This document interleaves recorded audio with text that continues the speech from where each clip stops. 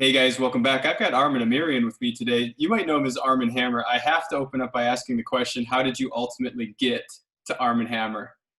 Yeah. So, you nailed the pronunciation of my last name, Armirian. You nailed it.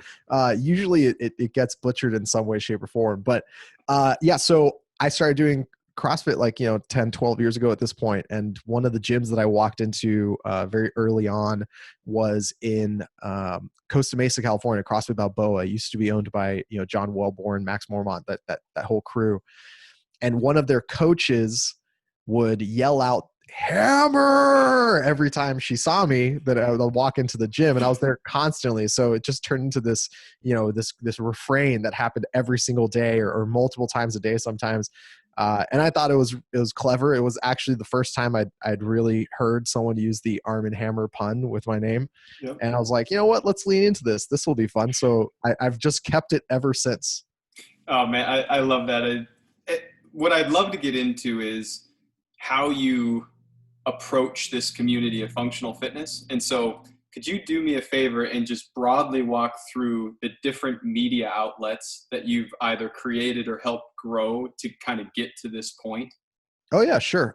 So I started a blog years and years ago called the Naked Crossfitter, which was kind of like a satirical, leaning towards more critical of what CrossFit was up to. This was back in like 2010, 2011. From there, I started a podcast called the Wod Cast Podcast, which is still out there. My boy Eddie is still running it and rolling with it, which is great. I was hired on by Flow Sports to be the senior editor for Flow Elite. And if people recognize that name but don't know exactly where to place it, it's the company that does the live streaming for events like Wadapalooza and Granite Games. And they do put their live streams behind a paywall. That is very true. And I have been critical of that from like the moment I was hired on for them. But my job there was running the site and doing the content. So it was kind of similar to what I have been doing in the past few years on my own, but with a spin of like actually having a solid size corporation, flying me around to events and putting me in front of at least giving me a little bit more credibility to talk to some of the athletes and coaches. And then in 2018, early 2018, about 2 years ago, a little over 2 years ago at this point, Flow downsized, and I was part of that downsizing. And I considered sort of finding other ways of doing what I was doing, but in the end, I decided that I had a really great opportunity in front of me to roll the dice and place a couple bets on myself. And it's been a bumpy ride, but I certainly am still at it today. So now I have Arm and Hammer TV, which is like my YouTube channel, and it's kind of like a podcast feed, and it has so many different types of content. I'm constantly adding new things that I do. I have 3 or 4 different podcasts that I record on a weekly or bi-weekly basis. I have 2 different newsletters that I put out each week. And most of it is CrossFit based or about the CrossFit world. Generally it speaks about the sport. That's kind of where I really had cut my teeth in terms of, knowing so much about it and being able to speak to it. But I've built a lot of relationships within the industry, whether it's like coaches or affiliates or whatever sort of businesses that are built into the space that, I've been able to speak to just the general average fan of this thing or the participant of this thing pretty well, especially hopefully guiding people through, what is actually happening in the space over the past, couple of years, but specifically over the past couple months as well. When you look at your audience, let's just put them in as mainly CrossFitters, what do you think that they're looking for? I mean, what is the type of content that they are after? Is it just all things CrossFit? Is it, what have you found over, gosh, now 12 or 13 years, like you said? Yeah, that's a great question. So the way that I like to describe what I do, it will help answer this. And for me, my experience in this space has been that in every class, at every gym, amongst all the coaches and all the participants and all the people, taking the class and doing the workouts and all the online forums and the Reddits and the Twitters and everything, everyone is having conversations about this thing. And when I say about this thing, I'm talking about the CrossFit Games. I'm talking about the athletes. I'm talking about, these new brands, Nike's making shoes now for, CrossFitters, but they can't call it a CrossFit shoe. And what does that mean? And so, and even that goes even deeper to really strange conversations that in other industries would never happen. Like what's happening at staffing at CrossFit Inc. These are things that really have no bearing on what happens on a day-to-day basis inside of our gyms or in the relationship that we have with our trainers and our coaches. But it's still really a big part of our experience of it because it just fits into, it's like, oh, you're talking about the thing that you love and the thing that you do. And what I am interested in doing, what I've been trying to do and really focus on doing aggressively is adding to that conversation. So if I can provide some sort of context or information or insider look or, a different take on exactly what's happening and explain why it's interesting or why it's important or bring it together with like a couple disparate things that, oh, this happened this week, but 8 years ago, we saw something almost exactly like this happen. And here's what happened then and what we can expect now, that sort of thing. I think that moves the conversation forward in a really meaningful way. In a way, what I want is people to watch or listen to the content that I create. And the next time they're in the gym or the next time they're having a conversation, I don't even need them to name drop me. Just adding what I have talked about into that conversation will inherently improve the value of that conversation because they'll each know more about what they're talking about and they'll be able to present each other with, different or sort of at least more nuanced or more contextual information. I agree with you entirely that we as a community have always been super fascinated by what's happening on the inside of CrossFit. I mean, where do you think that really stems from? Is that just because, kind of if you were a CrossFitter, you were sort of on this inner sanctum, where everybody was kind of not against, but sort of an outlier? I remember when I started in 2009, I was like, this is not normal, but I really, really like it. So I want to stay involved in it. I mean, did we always just feel closer to them or was it? I think we did. Yeah, I think we did. You touched on something really interesting there, Jim. It's this idea that it was very much a counter-cultural movement in the beginning stages. You were an outlier. It was us versus them. I remember even to this day, one of the first sort of pitches that I got from my first coach, Andy Petronic, and his coach, his employee, Becca Borowski, Becca and Andy were two of my first coaches at CrossFit LA. And one of the first pitches that they gave me was, what we do here is it's functional. The aesthetics will follow your function and, you're not going to see any mirrors in the gym. You're not going to stand in front of a mirror and do curls. Bench press is it's cool, but it's not something you're going to be seeing very often. We're going to do pull-ups. We're going to do weightlifting. We're going to run and jump and sprint. And I was like, oh, that's the opposite of everything that I've seen happen in a regular gym environment and also sounds interesting to do. And so, when I first started, and I think when that first sort of big explosion, like 2008 to probably 2011, 2012, that big explosion of people getting interested in this thing, walking into the gyms for the first time, starting to understand not just that, this is a group fitness class thing, but that there's a concept behind this that is interesting from a methodological or philosophical way of defining what it is we're doing and why we're doing it and what movements we pick and whatever. And it almost felt like being in the in crowd of understanding something that other people didn't. Mm-hmm. So there's that end of it. And I think another part of it is, find me one person who's been doing any sort of functional fitness training for longer than a year or 18 months. And I'll find you somebody who is absolutely in love with the positive aspects that it's brought to their life. So it's this combination of being a part of the in crowd, an us versus them idea of, what we're doing versus the traditional fitness model. And then this overwhelmingly positive experience that most of us have with this thing, that it just kind of lends itself to having a sense of ownership, like becoming a part of our identities. And, that is what I think it ends up leading to us being so interested in any little aspect of this. I want to fast forward a little bit, and let's go to around 2017, 2018. Because I really want to get your insights on how people have interpreted and perceived the changes that have happened in CrossFit over the last couple of years, and ultimately maybe where we are today.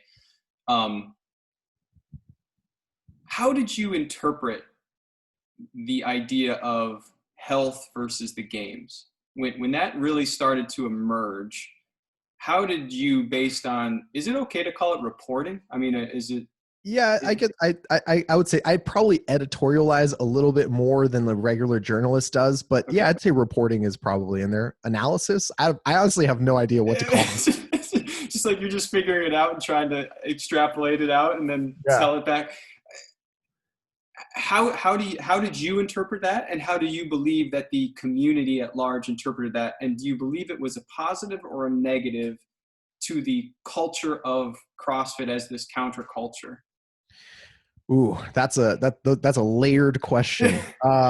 Yeah. Okay. So I'm not surprised by what happened with regionals going away and the sanctionals coming into its place, CrossFit stepping away from making a bunch of games media and sort of focusing all of its energy into the CrossFit health. It's like, what was the drive that they had was based on serving the very fat, the very old, and the very infirm. That was kind of like the three groups that they were trying to focus on. And that's not super surprising to me because it mirrors a lot of the behavior that we'd seen out of Greg sort of in the previous several years. He'd really taken an interest in getting health science to be less corrupt. He'd really taken an interest in holding these like gigantic mega corporations and government entities accountable for the decisions that they'd made, and the various sort of poisonous aspects to their businesses and their relationships. And it only made sense to me that the next step of that would be CrossFit being not just behind the scenes and with the litigation that they were doing, but also very, very forward facing, focusing on this thing. I was surprised at how aggressively it was just pull the emergency brake, jettison this part of the company, and let's start over again, focusing on this thing. And I think while that's a commendable move, it strategically is not a great way of doing things. And I don't know if it necessarily matters or if Greg even cared at that point. It was paramount to him to make that change as quickly and as aggressively as possible. I think that it kind of hurt the community in like a superficial way. Realistically speaking, like, it almost like took away the candy and gave us broccoli, and that's exactly what he was trying to do. So I guess in that sense, it worked. It's like exactly what he was hoping to get out of the situation. But at the end of the day, we need both ends of it, right? We need to have the sport succeed. We need to have the CrossFit health initiative succeed, because, what's at stake on both ends of that kind of feeds together into a virtuous cycle. Like the sport should be able to reach across like multiple levels from, the most elite in the world all the way down to the regular person who just heard about CrossFit and walked into the gym, or heard about fitness and walked into the gym for the first time. And it should be accessible in the way that strongman was accessible like as this circus sideshow on ESPN, but to a greater degree because, at the very least now there's so much more exposure to things like cleans and rowing and double unders than there ever was previously. So you watch World's Strongest Man, you're like, I don't understand. That is an 800-pound squat. Like I can't relate to that. That's super heavy. I don't know how else to describe it. But you see someone like, Tia Claire Toomey, and she can do, she's doing double unders. She's doing pull-ups. She's doing a clean at 270 pounds. Like, wow, that's really wild. And she runs a 20-minute 5K. Like that, it's a little bit more relatable. So the way the sport functions as sort of like this cutting edge and yet still directly connected to what happens in the gym is really foundational to its success. And I think that's what was lost. That's what was sort of thrown out, the baby in the bathwater. That's what the baby was, right? Mm-hmm. The other side of it though is, it sounds like a cop out to say it, but what CrossFit did, and it has kind of led to where we are right now, is Greg essentially asserted CrossFit is me, I am CrossFit. If you don't like what I do, then you don't have to be a part of it. And if you don't like what it's doing, then you have to understand that it's my decision that makes it that way. And so it very much was, in 2018 when he stepped very aggressively back into the forefront and made that equivalency of this is my decision. I'm changing things. It's my direction. It's my company.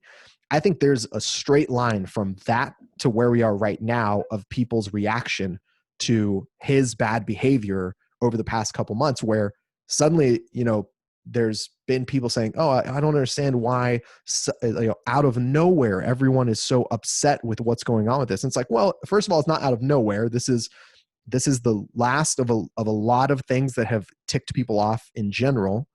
But secondarily, Greg's the one that made the equivalency that he is CrossFit and CrossFit is him a couple of years ago. And he made that very clear that that's how he perceives it. And that's how he wants everyone else to perceive it. And so it makes complete sense to me that once he makes that point and everyone starts scrutinizing his behavior, that when they find things that are, unsavory or downright wrong, they wouldn't want to be associated with that because that's the out that he gave them a couple of years ago. Could CrossFit ever be that authoritative regime, if you will, if they always characterize themselves as libertarian and, the strong will survive and we're not going to place rules? I mean, like, let's say that Eric Roza comes in and starts putting all kinds of systems and everything in play and says, you need to use this payment processing and you need to use, this CRM and blah, blah, blah. Like, how do you think something like that would be perceived? Will people automatically push back because they bought into this? I don't want to call it open source. I'll just call it open source for all intents and purposes. Like, could that exist? Could somebody really tighten up systems, even if it might be to the benefit, but would that be received well? I think it's very, very important for people to realize that the thing that they know as CrossFit is gone. That needs to be understood for everybody involved, whether you're a spectator, a participant, an affiliate owner, a elite level athlete. The thing that you knew as CrossFit is over. Whatever happens from this point on is necessarily going to be something different. It has to be something different because, again, the thing that was CrossFit was one-to-one equivalency with Greg Glassman. And now we have someone named, Eric Roza coming in. And while he's going to be, the owner of CrossFit, the CEO of CrossFit, his style is not to make the company a mirror image of himself, a reflection of his desires and his mindset. He has, various goals in mind, and he hasn't shared any of them with me in any specific way, right? I mean, I watched the live stream that he did with Castro, just like everybody else did, and I can get a couple of ideas of what he would want to do based off of that, but I see him sort of moving the brand in a different direction, in a completely different direction, and there is going to be some pushback. for sure. Because in a way, and this is so to talk about how busy it's been, how crazy it is, over the past few weeks, I feel like every time I sit down to make a piece of content and then I'm done, I finish it, I'm done recording, I'm like, all right, let's start the edit process. But real quick, let me check my Instagram. I pick up my phone and the entire world's on fire again. Like everything has completely changed. So the piece of content that I was producing right as it was announced that he was selling, and that Eric Rozo is the buyer, is be careful what you wish for. Essentially, it's be careful what you wish for, because everyone has been talking about Greg Glassman should sell. Greg Glassman should sell. I made a video that made it clear, like, listen, I've heard that he wants to sell. My suggestion is sell immediately. And the next step to that is you have to be very careful what you wish for, because if he sells it to somebody that fundamentally changes what makes it so interesting or fun to be a part of or enticing for certain types of personalities, it will completely fracture the community even further. Because then you're going to have the people in the old guard that are like, well, I liked it the way Greg did it. And you're going to have new people come in. It's like, I want you to tell me how to do this. And it completely changes the flavor. So that's what I was in the middle of producing when they announced that they were doing the sale. So there's that idea of the worst case scenario is someone coming in and completely standardizing everything and turning into much more of a franchise feel where everyone wears the same color shirt and it's all from the same supplier. And, CrossFit as a brand makes brand deals with some supplement company and every affiliate has to sell those supplements. And, that's the worst case scenario. I don't think that's going to be Eric Rosa's direction. He's a 10-year affiliate owner. He comes from a much more tech background in like the startup sense of building and selling and running these like really like go fast, break things type organizations. And my sense is there is going to be some pushback to the types of changes that he makes, but that it's going to be an easier sell than something like the CrossFit Health shift, either because it's more of like an evolution than a revolution, or he's probably going to have a much better handle on communicating, which is like the biggest flaw that CrossFit had as an organization. I think those are really simple things. Just being able to communicate why and how he's doing things will help alleviate some of, the community's penchant to lash out to those changes. When you say that there are some things that are paramount to CrossFit, what are some of those things, whether it be culturally or look, feel, emotion behind it? What are some of the things that you think are the most important to the long-term success of CrossFit? Whoa. So I would actually answer that in a couple different ways. One is to look at what's important to people who are either doing CrossFit or doing something that is an offshoot of or a result of CrossFit entering the marketplace. And when I talk about those things, I mean, there's a gym down the street from me called Metabolic, and it's just interval training. And they don't call it CrossFit because it's not CrossFit. It's basically extended Tabatas, but they have rowing machines and kettlebells and slam balls, and they do wall ball and they do punching bag and stuff. And it's like, yeah, okay, we see where this came from. Like we can understand where this came from. Or things like Orange Theory, right? So you're looking at the group of people that are participating in this functional movement, high intensity circuit training type thing, maybe with the methodology, maybe without the methodology. Those people, that community, it's wildfire. There's at this point, it's already grown, it's spread, the idea's out there, people love it. When you start seeing, Captain America and Thor training like this, it's what you want to do. And that was kind of what happened with like 300, even though that was Mark Twight. It wasn't exactly CrossFit, but it was basically CrossFit. And it's like, yeah, we get it. That's one of the things that made me want to do CrossFit too. I was like, man, Gerard Butler is super jacked. I want to be jacked as well. And, I think there's that concept of the things that are important to that community is that the gyms that they're a member of, the friends that they make in those settings, and the sort of process of that is enjoyable and positive and effective. And I think you would be really, really hard pressed to find any of those gyms that have popped up or chains that have popped up using this idea that don't meet that. It's like, it's kind of hard to mess that part up because it works essentially for anybody for a short enough period of time, like 6 months to a year. Anyone can walk in and make some sort of progress just doing interval training, whether or not it's like planned out or progressive overload or anything involved in it, right? You like step in and do anything for 6 months to a year, it's going to make you better. And then it's even harder to create a situation where people get into that setting and then they're with another person and they're suffering, and there isn't that sense of camaraderie through the shared suffering. So the fact that it kind of works no matter how brain dead you are with it, and it also kind of works to build a sense of community. You know, you kind of have to actively try not to build a sense of community in order for it to not be there. That part is almost going to like ferry itself. It's going to take care of itself. You know, it in a way, like the cat's out of the bag, Pandora's box is open. People are going to be doing this for a long time.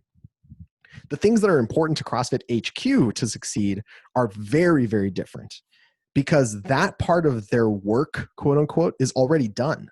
They've already introduced the world to the concept of doing like, you know, cleans and pull-ups in the same workout as fast as you can. Like that concept's already out there. And so what is left for them, right? It's protecting the people who are actively choosing to be a part of and affiliated with their brand. It's making sure that the people who are interested in learning more about the actual fundamentals of what they're, you know, teaching and selling and all that stuff are able to do that in a timely manner and in an efficient manner.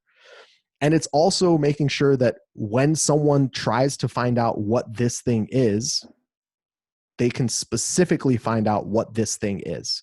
You know, so the last thing that they want is the brand to be watered down in some way. You know, they want to continue protecting the name CrossFit because it points to something very specific, even though it sounds like it could be something very broad and general. And that helps speak to those other 2 points. It helps protect the affiliates and the athletes, and it helps protect the training and make it valuable. Now there's like, you know, there's an infinite number of ways that they could actually approach those things. But to me, the most important parts of CrossFit's business and sort of protecting and creating a path for itself into the future is to make sure that those things are aligned. And there's different, like I said, there's different plays that they can make to make those things happen, whether it's through like technology or whether it's through updating the affiliate agreement or creating new versions of the affiliate agreement, or, you know, even completely doing brand new things with the competitive side of it, right? There's ways that they can help dig into those situations, but I think those are the big things that they need to focus on. Would you like to wager a guess as to how much value the brand of CrossFit lost in the last month? Whoa. Yeah, I would say it's probably somewhere like 20 to 30% cheaper in just the past couple months. The fact that we were so stacked with circumstances, you know, we're talking about the COVID-19 situation, shutting down gyms, shutting down the L1 seminars and the training for CrossFit, and shutting down the sport. So every bit of their income was essentially nuked. And then it trickled down as well. So all the gyms, all their income was nuked as well. So that put them in a really rough position financially to begin with. And then on top of that, take, you know, Greg's sort of faux pas and his behavior reflecting so poorly on the brand. I wouldn't say that it made the brand, you know, radioactive and completely toxic, but I would say that, you know, I'll put it this way. I've heard from various people, both connected and not connected, basically, no matter what the number was that Eric Roza paid for CrossFit, no matter what Greg sold it for and valued it at, it's both an insanely huge markup and a great deal. Yeah, it's both those things, right? I can understand that in a big way. And I've been I'm a numbers guy at heart, and I was just like, how are you gonna put a real valuation on this thing right now? But to your point, it's who knows what's left for Greg and what's left coming out of the New York Times and other magazines and everything. But at the same time, you're buying it when there's blood in the streets. You know what I mean? Mhm. So if I suspect that Eric paid a realistic number for it, and if that's the case, you know, you could seriously move the needle on that in a pretty big way.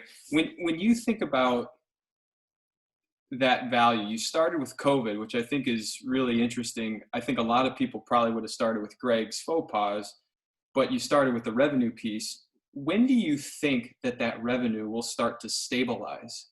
Now, I know that they went online with education. Clearly, a number of gyms are they're at least threatening that they're not going to come back. We'll see what happens. But with COVID specifically, when do you see the gyms and then CrossFit headquarters revenue normalizing? I don't mean back to the highs, but when do you think it will normalize? I think it depends on where you are. I think some parts of the world are in better positions to have things like a CrossFit gym or just any sort of gym reopen in a realistic time frame. You know, by the end of the summer or mid fall, I would suspect that a large portion of the world is at the very least operating on some extent, and there'll be some sort of normalcy to what they're doing. If it's not quite back to where they were before, at the very least they're going to be doing something. Doors open, people inside, some sweat being spilled onto the flooring. That's kind of what I'm looking at.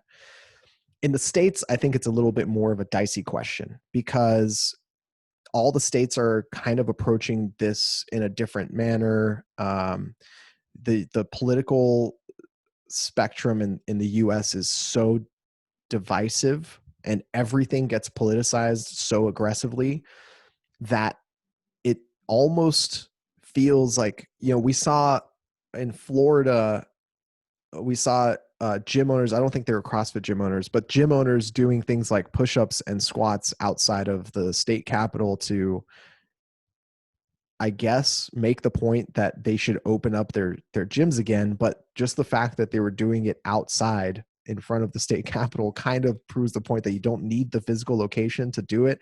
And so, in a way, everything becomes politicized, right?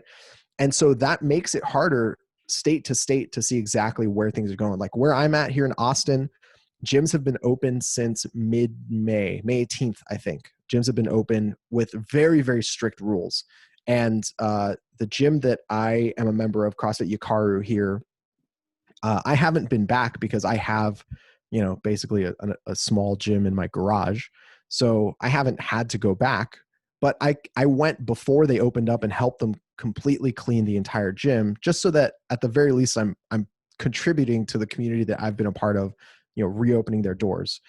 And they've been, sticking by those rules, making sure that there's no more than 8 or 9 people in the class at any time, that everything gets cleaned before and after classes. And, they've been very, very strict with meeting those new regulations.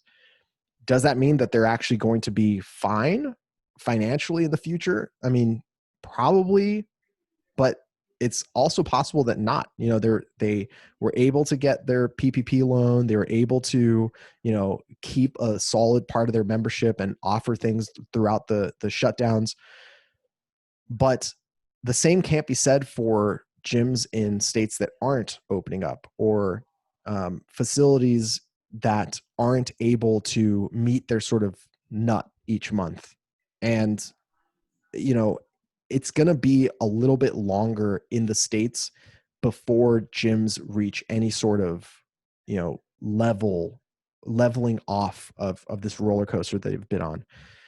I don't know what the end result is going to be, whether it's going to require another situation like the PPP coming out and sort of extending that, or more loans or loan forgiveness being added in, or, but by the end of this month, by the end of July, I believe most of the moratoriums on mortgage and leases are going to be up, Mm-hmm. and I'm not sure those are going to be extended.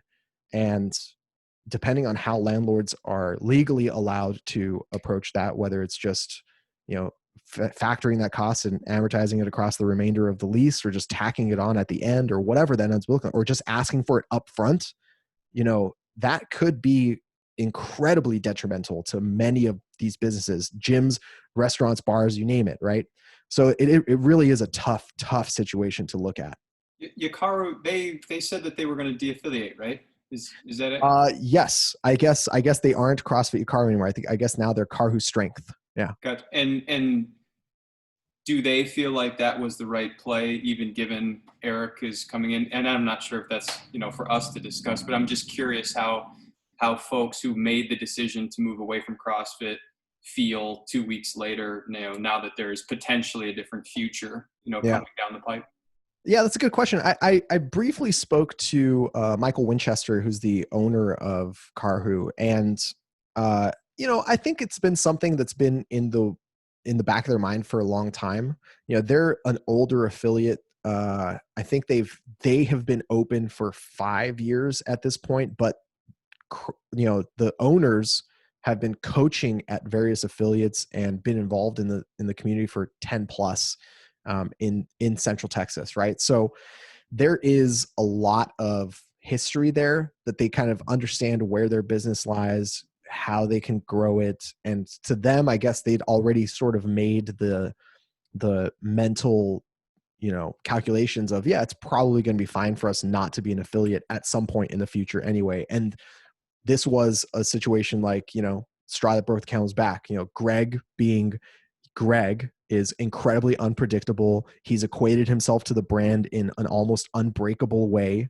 And now he's behaving in a way that we don't agree with or want to be a part of. And it's a no-brainer at that point to cut ties. Now, you and I both, I think, have a good understanding of how the affiliate agreement works. And I think you and I both understand, and maybe not a lot of other people understand, that there is no such thing as de-affiliating. You can't actually, the contract doesn't work that way. You kind of pay the fee up front. You can't get there's no sort of reimbursement or prorated reimbursement. You pay the yearly fee and you get 1 year to use the name in your branding. And that's about it. So if you decide to not use the name in your branding anymore, there's nothing in the contract that says you have to. So it can be part of almost like a show in terms of saying, you know what, we're putting our foot down and we're de-affiliating. And I know that said, there have been hundreds of gyms that actually have actively reached out to CrossFit and said, hey guys, we not only disagree with this, but we want to pursue some way of actively breaking the contract that we have. So I know that people have tried doing that, but generally speaking, when people say, oh, we're not affiliating with CrossFit anymore, it's the start of a longer process of shifting your branding over. And, when the renewal comes up, deciding not to renew. So people have that window already. And I think it's smart of gyms to sort of look at, what other opportunities are there for me in terms of branding? How can I more closely own what is happening in my own gym? How can I equate it to one-to-one to me instead of one-to-one to this guy, Greg, and who knows what he's going to say, but at least I know what I'm going to say. Yeah. It's a small world. I don't know if you actually know this. In 2009, I actually started essentially CrossFitting at a barn in Austin, Texas. My first gym was CrossFit Central, so I worked closely with Michael and those guys. Way. Yeah. So, and by the way, just for what it's worth, so that it's public, they were great to me when I was just a client back in the day. So it's like, I hope that they do really well and, whatever they do going forward. But one of the things that I've had a lot of conversations with people about is that with COVID, with social unrest, and then with Greg, they just hoped so much for empathy and they got humiliated. And that emotion of humiliation, I think, is playing much more deeply than maybe some people think about, because you just don't forget that, right? And so when you're thinking about, well, what happens next? And particularly prior to Greg selling, or by the way, I guess that deal's not even inked yet. So assuming that he's going to sell, but you start to ask yourself, do I want to be humiliated again? And that's like rage on the internet. You do not want to feel that. So I think that one of the things that Eric probably is thinking closely about is how to basically put a brick wall into that emotion and say, okay, let's communicate this way. Let's get you information up front sooner so that you're not the last person to know. Do you think that there's more erosion to CrossFit if Greg has more issues, even though he has sold?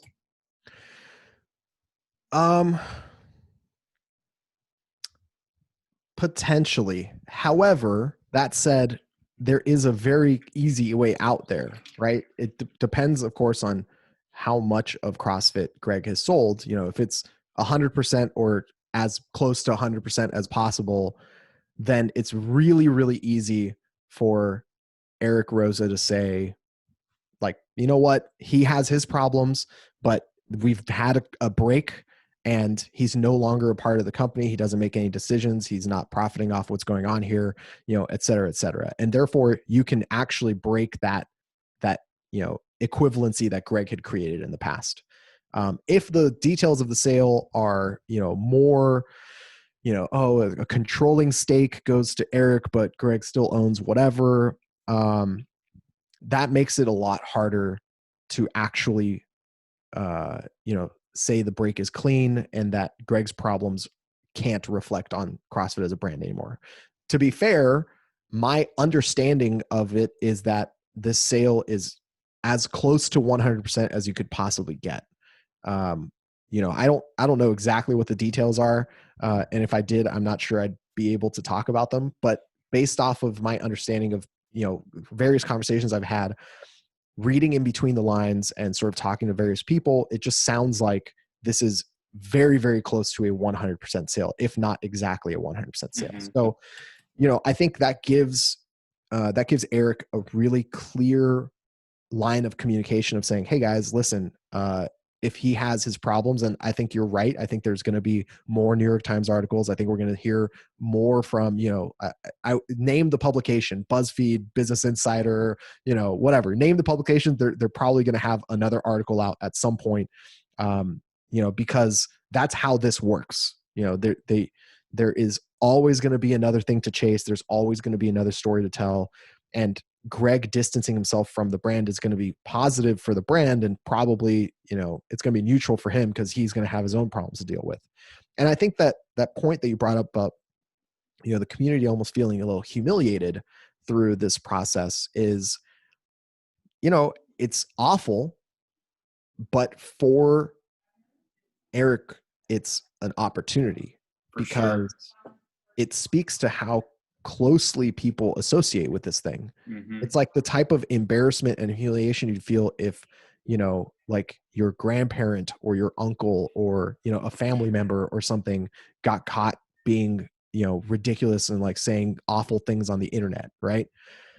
It's that type of an embarrassment. It's like an embarrassment in the family. And the reason why you feel that humiliation is because you love it so much and you identify with it so closely. So the fact that its foundation is this relationship that we have with the brand is like a huge benefit. It's a huge benefit.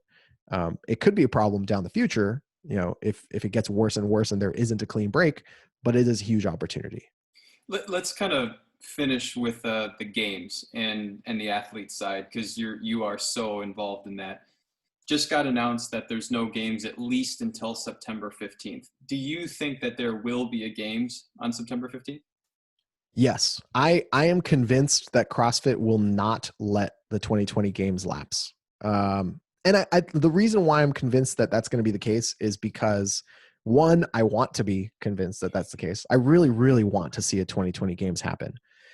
And two, I think that they are incentivized in a really, really big way to hold a 2020 CrossFit Games by the end of the year. And they're going to do everything they possibly can to make that happen. And I'm going to give them, you know, I talk a lot about, I mean, maybe not a lot, but I've mentioned it a few times in my content, this concept of assuming positive intent. You know, it's really easy to look at someone's behavior and think the worst case scenario about why they're motivated to do that. I'm gonna look at the opposite direction. Unless someone proves me wrong, unless someone gives me like overwhelming evidence in the other way that they're doing something from, you know, really bad intent, I'm gonna assume positive intent, because, you know, there are so many positives that are going to come from having a 2020 CrossFit Games, and there are so many ways that it helps both the company as well as the community, and the community at large, both, like, you know, from the level of the spectators who want something to watch and something to you know, sports to entertain them, to the athletes who are relying on the payouts to, you know, feed their families. So there's a lot of positive that comes out from that. And if it's in the wake of something like Greg Glassman selling the company, well, then in that case, it actually makes it even more of this like lightning rod of bringing everyone together, everyone, you know, again, reaffirming why they like watching this and enjoy being a part of it and the most positive aspects of the community. So for me, I'm just going to assume that, you know, not only are they financially incentivized to put on a 2020 CrossFit Games, but that they're coming from a good place to try and put it on. Couple of kind of quick questions following that up. Do you think that regionals will come back in some capacity, whether it's an actual CrossFit regional or they call a sanctional region, you know, and what do you think it will take to get large scale sponsorships back at the games? I think that the sanctional format that we've had in the past couple of years, it, one, never got a full season to shine, and two, will not ever get another full season to shine. You know, with the games being delayed, a lot of people are like, oh my God, you're going to hold the Open 2 weeks after the games? No, that's absolutely not going to happen. If you expect the 2021 CrossFit Games Open to happen in calendar year 2020, you are out of your mind. It is for sure going to be pushed back to the beginning of the year. And I have no doubt in my mind that that's going to be the case. They've never announced anything. I haven't heard any sort of internal decisions, but it just makes sense. It's a piece that fits in the puzzle. You know, if you keep pushing the CrossFit Games back to try and hold it in the calendar year, you're not going to force it to butt up against the Open. You're going to want it to have a little bit of breathing room before the Open, right? So I think that's a given. If it goes back to, you know, February, March, sure, but it potentially could be in January. It could be in April. Who knows? That is one aspect of you know, the idea of, like, you know, the games are going to be pushed back, but, you know, what's going to happen with the next season? The next season, sanctionals are probably going to be limited in number. My guess is we're going to see less than half of the sanctionals that were in place this past year. I don't even know if they're going to start taking new agreements. You know, most of those agreements, my understanding, were 1 year, like 1+1s basically. So, you know, depending on whether they even allow them to exercise that +1 option, or any sort of renegotiation, I'm curious to see what ends up happening with that. My guess is CrossFit will take a little bit more control, because I think it's in between that is a sweet spot for CrossFit and for the storytelling aspect of it. I suspect that they're going to try and consolidate the time within which the sanctionals occur, or whatever the new one, regionals, rejunctionals, sanctionals, whatever you want to call it. Like, they're going to try and consolidate it and probably turn it back into, you know, a 5-week or 6-week period with multiple events each weekend. That would be my guess. Again, completely just throwing it out there based off of no internal information. So don't quote me on that. And I actually think it's going to be a lot easier to get people, big brands, back on board than a lot of people assume. You know, when I say that this is like the thing that we knew as CrossFit is completely gone, and the thing that's coming up is going to be necessarily different, that doesn't remove some very, very clear market truths, which is people care about this. They want to spend money on it. They want to give it their attention. They want to be involved in it in some way. They want to identify with it. That type of behavior is so rare in this type of mass quantities that the moment it's even like 1% less toxic, Yep. the moment that happens, the floodgates are going to be back opened again for some sort of major partnerships, some sort of major relationships that CrossFit is probably going to be very happy to take. And I spoke to Tommy last week, so I'm curious on your opinion. could anybody take out Frazier and or Toomey at the games if they're both at 100%? No way. No way. Straight honestly, up. Yeah, there's, and like maybe, yeah. And this is the part where I'm less of a journalist, right? Because Yep. a journalist would have to be a little bit less opinionated. And I very, very much do not want to wear that hat.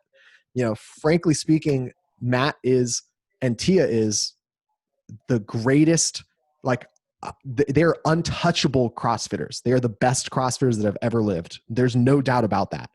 And arguably, Tia is better than Matt comparatively to the field, and maybe even in an absolute sense, better than Matt. It is astonishing how good both of those people are at what they do. And I talk to Matt a little bit more often than I talk to Tia.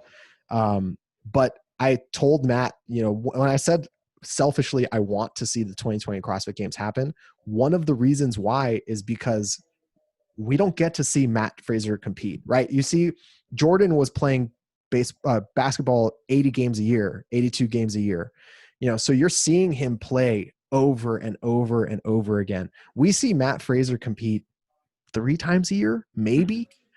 And each and every time is a masterclass in how this is meant to be done. And if we miss out on an opportunity to see that happen on the most difficult stage against the best competitors, in the most challenging test, I feel like that's a huge, huge shame.